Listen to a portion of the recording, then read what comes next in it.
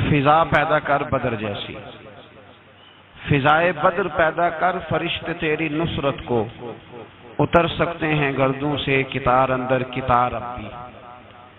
اور اسی مضمون کو دوسرے رنگ میں اقبال کہنے لگے، تو آج بھی ہو اگر ابراہیم کا ایمان پیدا، آگ کر سکتی ہے انداز گلستاں پیدا۔ عالم اسلام کو یوم الفرقان غزوہ بدر کی للکار یاد رکھنی چاہیے۔ ملت کے جوانوں کو بدر کا سبق اور بدر کا نصاب کبھی نہیں بھولنا چاہیے۔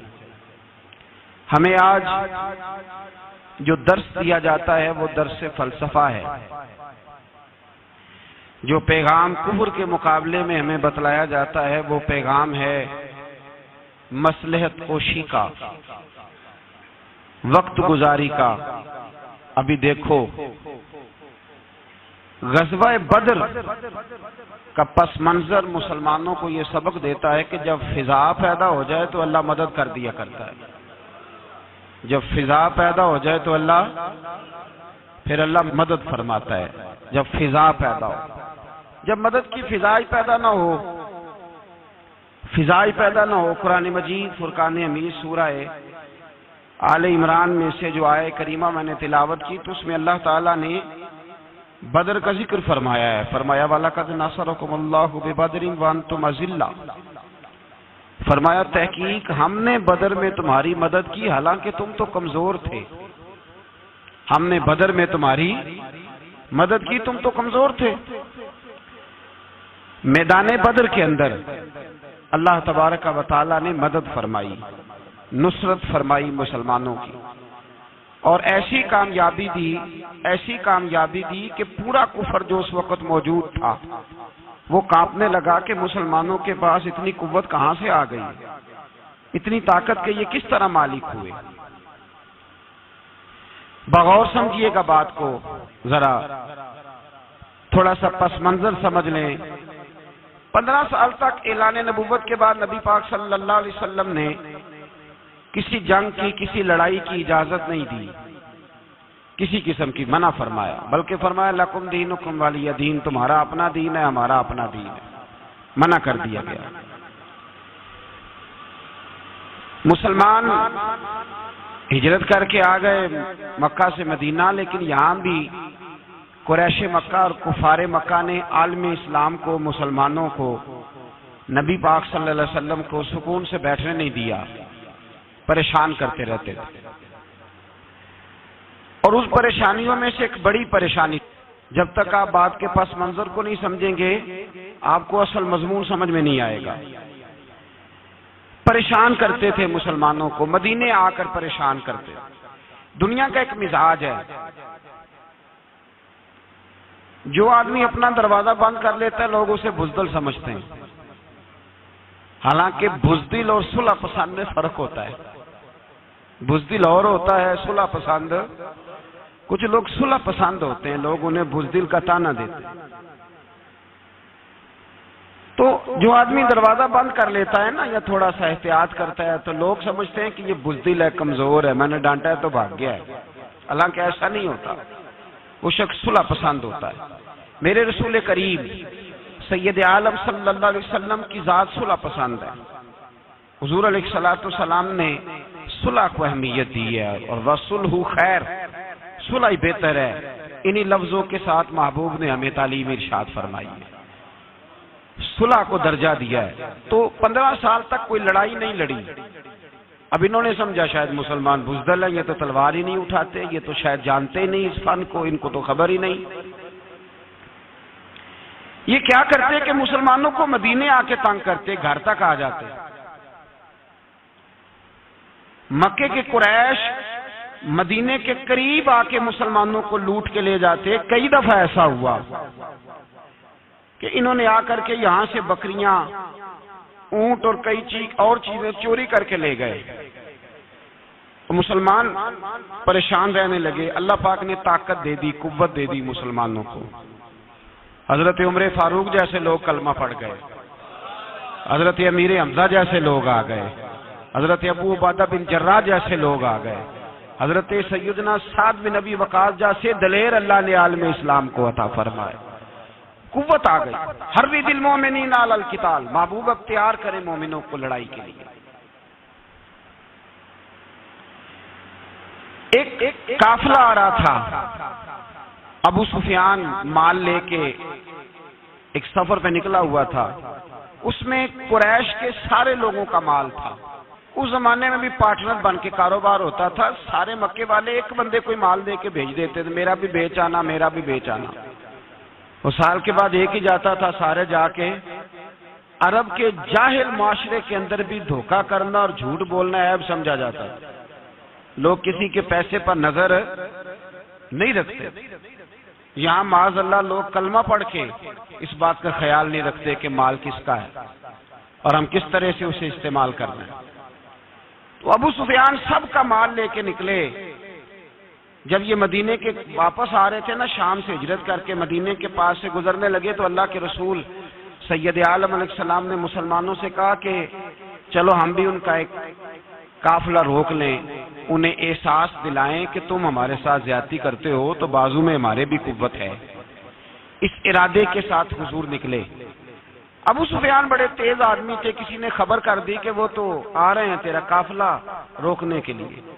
اب حضور سید عالم جب چلے مدینہ منورہ سے تو 313 لوگ حضور کے ساتھ تھے۔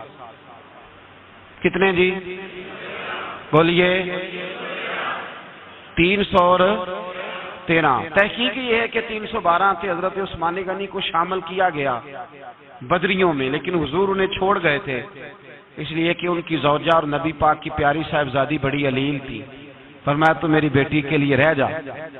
تو 313 لوگ حضور لے کے نکلے، 6 زرہیں، 8 تلواریں، چند گھوڑے۔ خود رسول پاک صلی اللہ علیہ وسلم جس گھوڑے پہ تھے، گھوڑا ایک تھا، سواریاں 3 تھی۔ حضرت مولا علی بھی تھے، جناب زید بھی تھے، نبی پاک بھی تھے۔ فرمایا کبھی تو بیٹھے گا، کبھی علی بیٹھیں گے، کبھی زید بیٹھیں گے، کبھی میں بیٹھوں گا۔ جب حضور کی پیدل چلنے کی باری آتی تو حضرت زید عرض کرتے حضور نہیں آپ بیٹھ جائیں میں پیدل چلتا ہوں۔ حضرت علی کہتے حضور آپ بیٹھ جائیں میں پیدل چلتا ہوں۔ تو حضور فرماتے تمہیں ثواب کی زیادہ ضرورت ہے، مجھے بھی تو ضرورت ہے نا۔ تو رسول کائنات سید عالم صلی اللہ علیہ وسلم بھی پیدل چلتے، یہ تھوڑا سا سامان لے کے نکلے۔ ابو سفیان کو اطلاع ہو گئی کہ وہ تو آ رہے ہیں۔ ابو سفیان نے ایک آدمی کو دوڑایا۔ اس زمانے میں جب کوئی بری خبر دینی ہوتی تھی تو وہ آدمی اپنے کان میں سوراخ کرتا تھا، لہو نکال لیتا تھا۔ وہ جس آدمی کو بھیجا اس نے اپنے کانوں سے لہو نکالا، اپنے اونٹ کے کان کاٹ ڈالے، چیخے مارنے لگا مکے والوں دوڑو، مسلمانوں نے تمہارا قافلہ لوٹ لیا ہے، بھاگو۔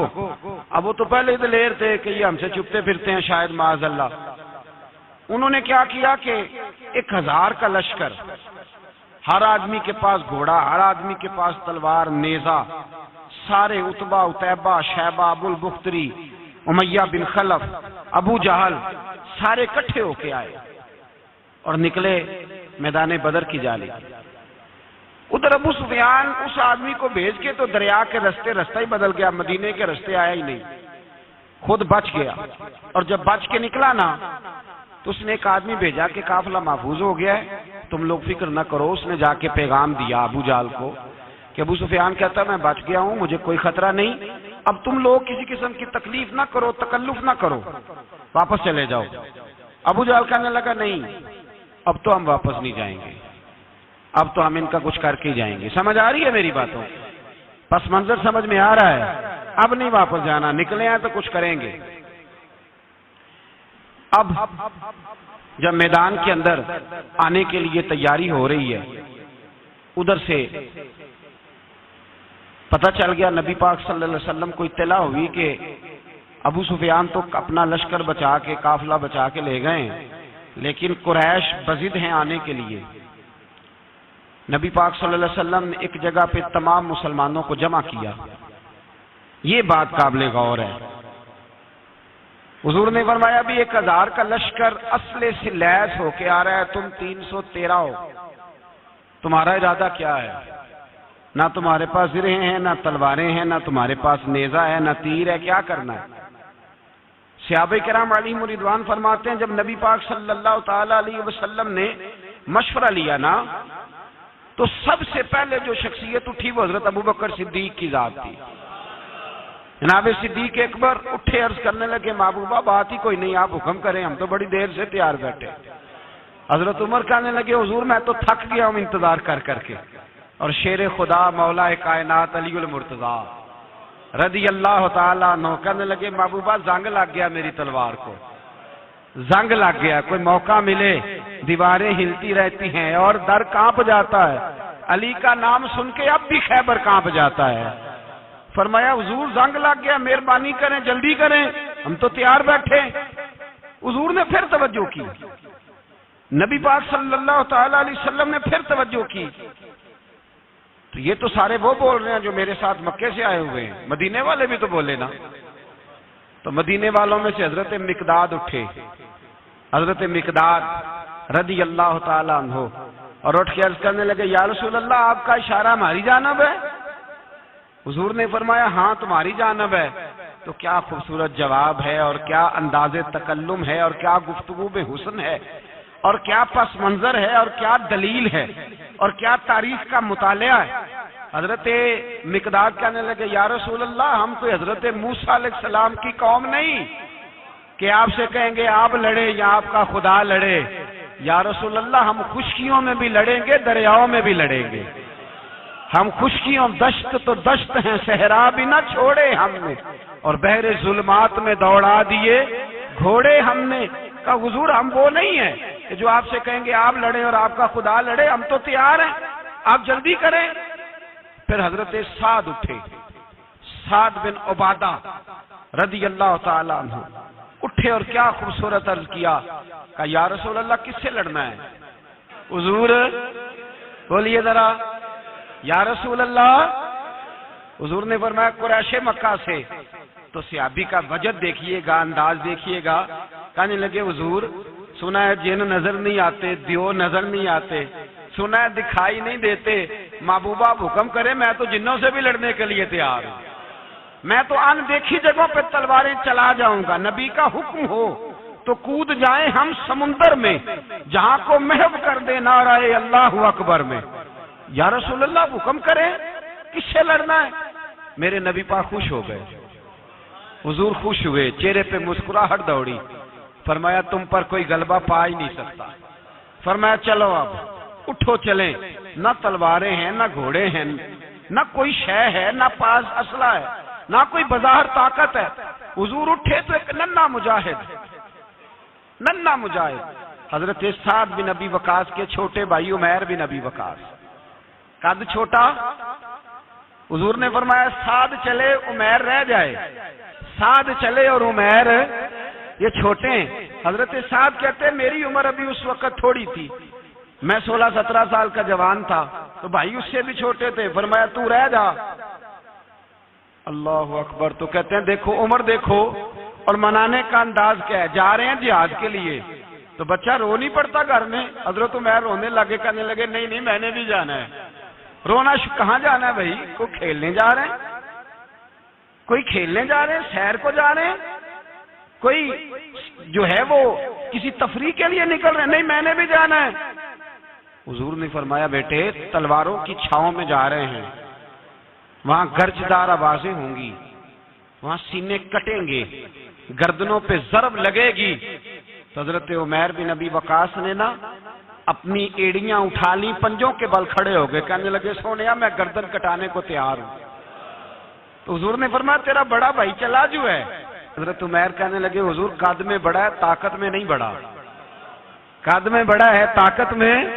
کہا یہ قد میں بڑا ہے، جسامت میں بڑا ہے، طاقت میں نہیں بڑا۔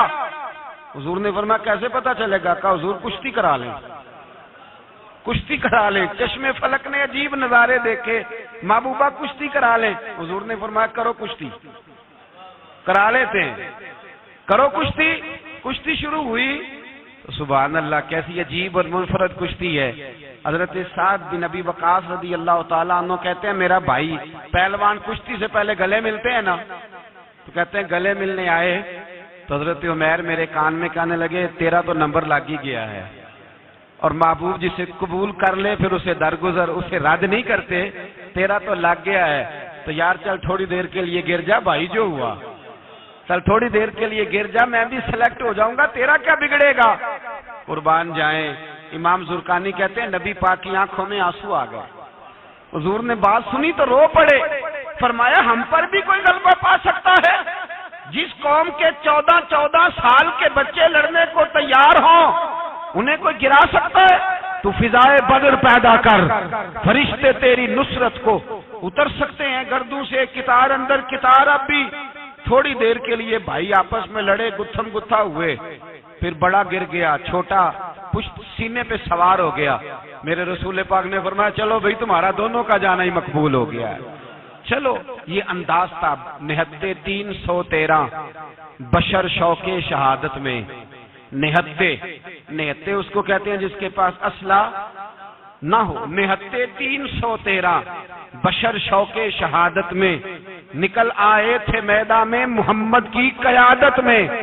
نہ تیگ و تیر پہ تکیا، نہ خنجر پر نہ بھالے پر، بھروسہ ہے تو ایک سادی سی کالی کملی والے پر. بھروسہ ہے تو ایک سادی سی کالی، زیادہ مہنگی بھی نہیں، سادی سی کالی کملی والے پر. بھروسہ ہے تو ایک سادی سی کالی کملی والے پر. میرے مصطفیٰ کریم علیہ السلام کا لشکر میدان کی جانب، ادھر کفار جوش و خروش سے طے پایا رستے میں. ابو جال نے کہا کہ روز ایک سردار اونٹ ذبح کرے گا. گانے گانے والی عورتیں گانے گائیں گی. بدر کی فضا دیکھ لیں، گانے والی گانے گائیں گی. روز ایک اونٹ ذبح ہوگا. شراب کے دور چلیں گے معاذ اللہ، اور مسلمانوں کے خلاف جوش پیدا کیا جائے گا. ادھر کھانے کے لیے شے کوئی نہیں، کوئی طاقت نہیں. تو یہاں کیا ہوگا؟ میرے حبیب نے فرمایا راتوں کو سجدے کریں گے، دن کو اٹھ کے اللہ اکبر کے نعرے لگائیں گے. یہاں عبادتیں ہیں، ریاضتیں. میرے رسول کریم سید عالم صلی اللہ تعالی علیہ وآلہ وسلم سے پہلے کفار پہنچ گئے. انہوں نے پہنچ کر بدر کے میدان میں قبضہ کیا. جہاں کنویں تھے سب پہ قبضہ کر لیا. جو زمین خشک تھی، ریتلی تھی، وہ چھوڑ دی، اور جو زمین ہموار تھی اس پہ قبضہ کر لیا. جب نبی پاک صلی اللہ علیہ وسلم تشریف لے کر کے گئے تو ریتلی زمین، تپتی ہوئے صحرا. 17 رمضان کا دن صحابہ نے روزے رکھے ہوئے صحابہ نے کیا کیا ہوا ہے؟ کیا کرنے گئے؟ پکی گل لے تو یہ بولے تھوڑے ہو نا، میں کہ شاید کچھ حق ہوئے. کیا کرنے گئے تھے؟ روزہ رکھ کے. اللہ خیر ہی کرے. ہمارے یہاں تو روز نیا بہانا ہوتا ہے، کہتے میں کام تے جانا، میرا تو نہیں نہ بنتا. روز نیا بہانا ہے، کہتے نہیں میں تو مزدور آدمی ہوں. کس طرح کی بات کرتے ہو؟ اللہ نے فرض کیا ہے تو اس کا مطلب ہے کہ گزارا ہو سکتا ہے، چل سکتا ہے، تبھی تو فرض کیا ہے. حضور نے فرمایا روزے کھول دو بھائی، پر کون کھولے؟ کوئی نہیں تیار. اب اللہ کے رسول نے خود گھوڑے کے اوپر بیٹھ کر کھجور کھائی دوپہر کے وقت. جب حضور نے کھولا تو تب سب نے کھولا. 17 رمضان نبی پاک صلی اللہ علیہ وسلم کے آنے سے پہلے انہوں نے کنووں پہ بھی قبضہ کر لیا، ہموار زمین. حضور آئے تو ریتلی زمین ملی، وہیں صحابہ نے ڈیرے لگائے. اب پانی کوئی نہیں، کوئی شے نہیں، تپتا ہوا صحرا، اوپر سے سورج گرمی برسا رہا ہے. حفیظ جلندری کہتے ہیں کہ زمین دعا مانگنے لگ گئی. زمین دعا مانگنے لگی. زمین کہنے لگی خدا بندہ مہربانی فرما، تیرے رسول آئے ہیں تو اب ذرا مجھے ٹھنڈا نہیں کر دیتا. حفیظ جلندری کا نظریہ ہے، وہ کہتے ہیں زمین دعا مانگنے لگی. زمین کہنے لگی مولا تیرے حبیب کے قدم جب میری اس خاک پہ آئے، الہی حکم دے سورج کو اب نہ آگ برسائے. زمین کہتی ہے تیرے حبیب کے قدم جب میری اس خاک پہ آئے، الہی حکم دے سورج کو اب نہ آگ برسائے. میرے دامن سے گر ان کو ہوائے گرم آئے گی تو مجھ کو رحمت للعالمین سے شرم آئے گی. میرے دامن سے گر ان کو ہوائے گرم آئے گی تو مجھ کو رحمت للعالمین سے. زمین کہنے لگی مجھے شرم آئے گی کہ محبوب آئے ہیں اور میں یا اللہ مہربانی کر. حفیظ جلندری، ویسے تو حضور کی دعا، صحابہ کی دعا سب کی بات ہے، وہ کہتے ہیں زمین نے دعا مانگی، جب دعا مانگی تو اللہ نے بارش عطا کر دی۔ حضور نے فرمایا لو بھی حوض بنا لو، پانی بھر لو۔ صحابہ کہتے ہیں چھوٹے چھوٹے حوض بنا لیے، پانی ہم نے ان کے اندر جمع کر لیا، جانوروں کو پلایا، خود بھی ہم نے وہ پانی رکھا وضو کے لیے، غسل کے لیے۔ فرماتے ہیں اب ریتلی زمین تھی تو سمجھ لیں بارش پڑنے سے پکی ہو گئی، ان کی جانب کیچڑ ہو گیا، پانی ختم ہو گیا، کافروں کی طرف ختم ہو گیا۔ یہاں حالات اس طرح کے ہیں کہ یہاں پانی جمع ہے، وہاں ختم ہوا۔ اور تاریخ کا عجیب حوالہ دیکھیں، حضور کو شہید کرنے آئے، دو کافر رات کو چپکے سے اس حوض سے پانی پی رہے تھے جو مسلمانوں کا حوض ہے۔ ایک صحابی کہنے لگے حضور کافر پانی پی رہے ہمارے حوض سے، ماروں؟ حضور نے فرمایا نہیں، کافر ہوئے تو کیا ہوا، مخلوق تو ہے نا اللہ کی، پینے دو پینے دو، ہمارے دروازہ رحمت سے کوئی خالی جا سکتا؟ ایسا کی تیری خیر تیرے میں کدے کی خیر، ایسی پلا کہ جس کا نشہ عمر بھر رہے، اور پلا کے گرانا تو سب کو آتا ہے، مزہ تو تب ہے کہ گرتوں کو تھام لے ساکی۔ کہا نہیں، پینے دو انہیں۔ میرے رسول کریم سید عالم صلی اللہ علیہ وسلم نے میدان بدر میں پڑاؤ کیا، کافر ساری رات دندناتے رہے، شور کرتے رہے۔ جاسوسی کا ایک معیار ہوتا تھا، اب تو فوجوں کی وردی ہوتی ہے، پہچانے جاتے ہیں فوجی کس ملک کے ہیں، کس علاقے کے ہیں، کس جگہ سے ان کا تعلق ہے۔ اس زمانے میں کوئی وردی نہیں ہوتی تھی، ہر قبیلے کا آدمی ہوتا تھا تو لوگ گھس جاتے تھے، جاسوسی آسان ہوتی۔ آئے رات کا وقت ہے تو کچھ جاسوس بھیجے ابو جہل نے، کہا پتہ کر کے آؤ بندے کتنے، اسلحہ کتنا ہے، جوان کتنے، بوڑھے کتنے، ان کا انداز کیا ہے، سارا معلومات کر کے آؤ، کفر کی جو معلومات ہیں اس پر ذرا غور کریں۔ اب وہ شخص آیا، جا کے ابو جہل سے کہنے لگا 313 ہیں، 6 زرہیں اور 8 تلواریں، کوئی کھانے پینے کا سامان نہیں، اور کچھ بچے بھی ہیں، کچھ بوڑھے بھی ہیں، عمیر بن ابی وقاص بھی ہیں، ابو عبیدہ بن جراح جیسے بوڑھے بھی ہیں، کچھ لمبا چوڑا انتظام کوئی نہیں۔ ابو جہل بڑا کھل کھلا کے ہنسا، جاسوس واپس آئے نا تو کھل کھلا کے ہنسا، کہنے لگا اس طرح کرو کہ جنگ کرنے کی ضرورت نہیں، انہیں نا صبح سب کو گھوڑوں کی پشتوں پہ باندھ کے نا تو لے چلتے ہیں مکے، وہاں جا کے دیکھیں گے ان کا کیا کرنا ہے، ان کو باندھ لو گھوڑوں کی اونٹوں کی پشتوں پر، تو وہاں جا کے دیکھیں گے۔ جب یہ بات کی تو جاسوس کہنے لگا ٹھہر جا، پوری بات تو سن لے میری، پوری سن تو لے، تبصرہ تو نے شروع کر دی ہے۔ اس نے کہا چل سنا پوری۔ اس نے کہا ہے 313 پر سارے سر پہ کفن باندھ کے آئے ہوئے ہیں 313 پر، بچے سے لے کر بوڑھے تک۔ میں جس کو پاس بھی گیا ہوں وہ مسلح پہ بیٹھا ہے اور شہادت کی دعا مانگ رہا ہے۔ مسلح پہ شہادت ہے مطلوب، مقصود مومن نہ مال غنیمت نہ کشور کشائی، ہیں تھوڑے پر آئے مرنے ہیں، جان دینے آئے ہیں، واپس جانے کا ارادہ کوئی نہیں کسی کا بھی، آئے سارے حضور کے نام پر قربان ہونے۔ ابو جہل ساری رات شراب پیتا رہا، مغویہ گانے گانے والی عورتیں ساری رات گانے گاتی رہیں، اور ادھر انداز بڑا نرالا ہے۔ حضرت ابو بکر صدیق رضی اللہ تعالیٰ عنہ فرماتے ہیں کہ صحابہ نے مشورہ کیا کہ نبی پاک صلی اللہ تعالیٰ علیہ وسلم کی طرف سب سے پہلے توجہ کریں گے کافر، حضور کے لیے کسی محفوظ جگہ کا بندوبست کیا جائے، ایک چھپر، ایک عریش، ایک جھونپڑی پہاڑ کے اوپر بنا دی گئی حضور کے لیے۔ مولا علی شیر خدا خود فرماتے ہیں، کہتے ہیں سب سے مشکل کام اس جھونپڑی کی حفاظت کرنا تھا، اس چھپر کی، عریش کی جس میں حضور تھے۔ جب نبی پاک نے فرمایا نا میرا پہرا کون دے گا، تو کہتے ہیں ابو بکر صدیق تلوار لے کے کھڑے ہو گئے، کہنے لگے سونیا ضرورت ہی کوئی نہیں، میں جو حاضر ہوں۔ تو حضرت علی فرمایا کرتے تھے بتاؤ جو فرعون کے سامنے کھڑے ہوئے وہ زیادہ دلیر تھے یا ابو جہل کے سامنے جو کھڑے ہوئے دلیر ہیں؟ تو حضرت ابو بکر صدیق فرماتے میں پہرے پہ تھا، کافر شرابیں پی رہے تھے اور نبی پاک ساری رات عبادت کرتے رہے، ساری رات حضور نے رو کے گزار دی۔ کہا اے اللہ، کیا لفظوں میں حسن ہے، کہ اے اللہ میرے پاس یہ 313 کل تھے، میں لے کے آ گیا ہوں، اگر آج یہ ختم ہو گئے تو بتا قیامت تک کون تیری عبادت کرے گا۔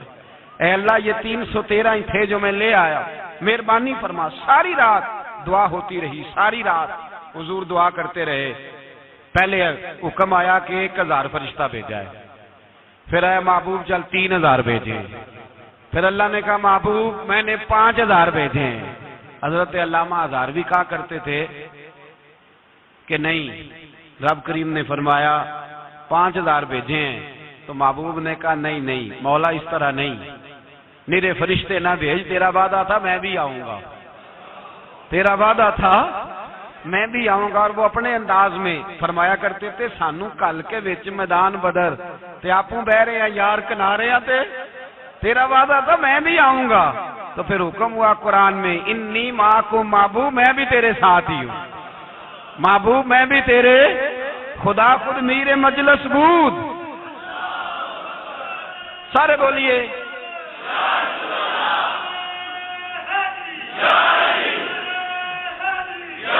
بھئی آج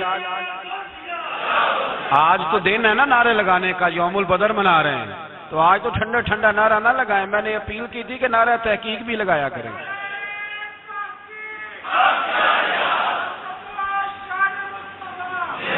تو بھائی یہ یاد رکھیں، سمجھے اس بات. فرمایا حضرت ابو بکر صدیق فرماتے ہیں پہلے 1000 پھر 3000 پھر 5000 فرشتے آئے اور جوک در جوک فرشتے آئے. کہتے ہیں سرکار ساری رات روتے رہے، ساری رات.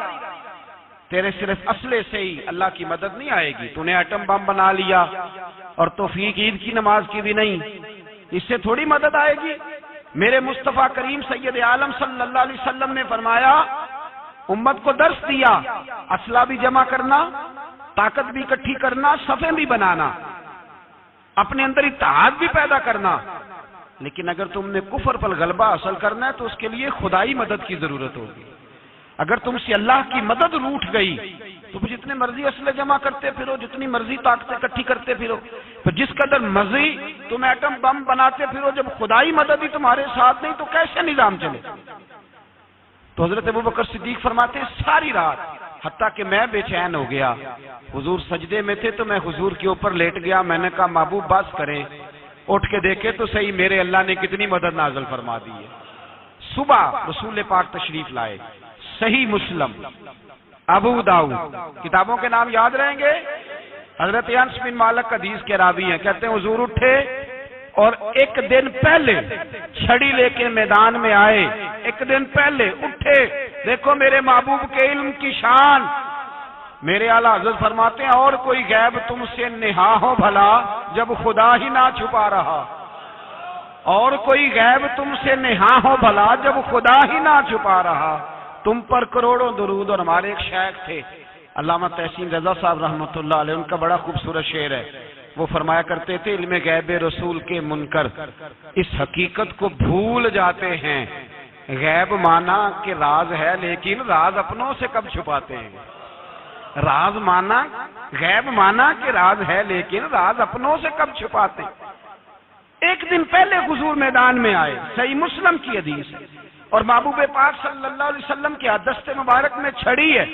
حضرت انس کہتے ہیں حضور میدان میں آئے اور حضور نے لکیر کھینچی. فرمایا کل یہاں ابو جال مرے گا. کب مرے گا؟ یہاں مرے گا. فرمایا یہاں عتبہ مرے گا، یہاں عتبہ مرے گا، یہاں ولید مرے گا.